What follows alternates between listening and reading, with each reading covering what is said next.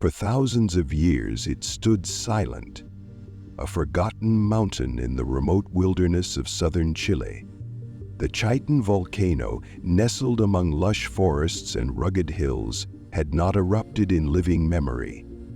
Scientists estimated its last eruption had occurred over 9,000 years ago, so long ago that it had faded from maps, from warnings, from fear. At its feet, the small town of Chaitén thrived quietly, 2,000 residents living simple lives, surrounded by nature's beauty, never imagining the danger that slept beneath their feet. But in May 2008, the Earth decided to remind them. Some giants only seem asleep, and when they wake, the world changes forever. In the early hours of May 2, 2008, tremors shook the ground. Residents, still half asleep, felt their homes tremble. Windows rattled, dogs barked into the dark. At first, many thought it was just an earthquake, not unusual in Chile, a land crisscrossed by fault lines. But then the sky began to change. At dawn, a monstrous plume of ash and gas burst into the heavens, towering over 30 kilometers into the sky. A black, seething column that turned day into night. The Chaiten Volcano had erupted with a force no one had anticipated, no one had prepared for. Within hours, the town was blanketed in thick, choking ash. The air became unbreathable. Water sources turned toxic.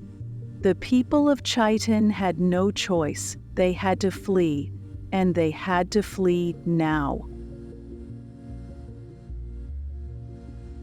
Chaos gripped the town. Children cried, families scrambled to gather what little they could carry. Roads clogged with desperate cars and trucks as thousands tried to escape. There was no time to plan, no time to wait.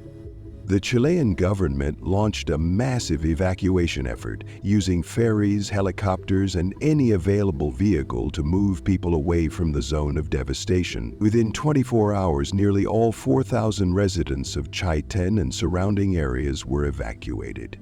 A staggering achievement under such pressure. But many left everything behind: homes, livelihoods, memories.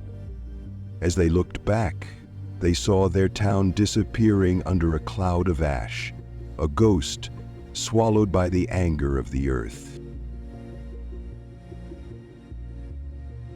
The eruption continued for weeks. Ash rained down across southern Chile and even drifted over the Andes into Argentina.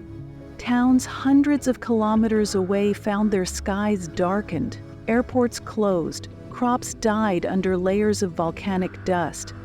But the real disaster struck not just from the sky, it came from the rivers. The Blanco River, swollen with ash and debris, changed course violently. It surged straight through the heart of Chaiten, drowning homes and splitting the town in two. The town that had once been vibrant was now a wasteland. Streets buried in meters of ash. Buildings collapsed under the weight. Bridges torn away by rampaging waters.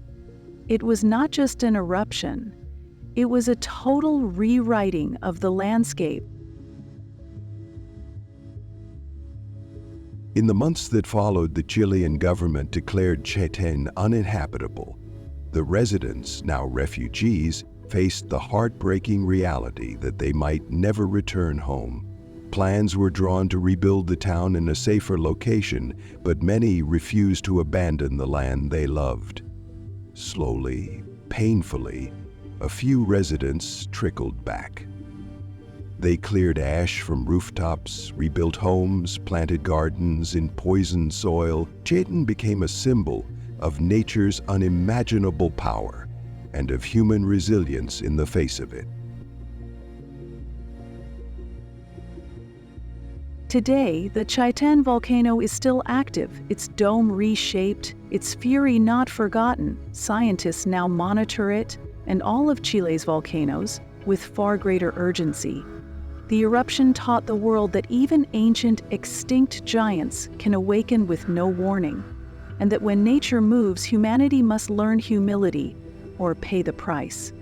The story of Chaiten is not just about destruction, it is about survival, adaptation, and the relentless will to rebuild from ashes. It reminds us all, the earth is alive, it remembers, and sometimes it speaks with fire and ash.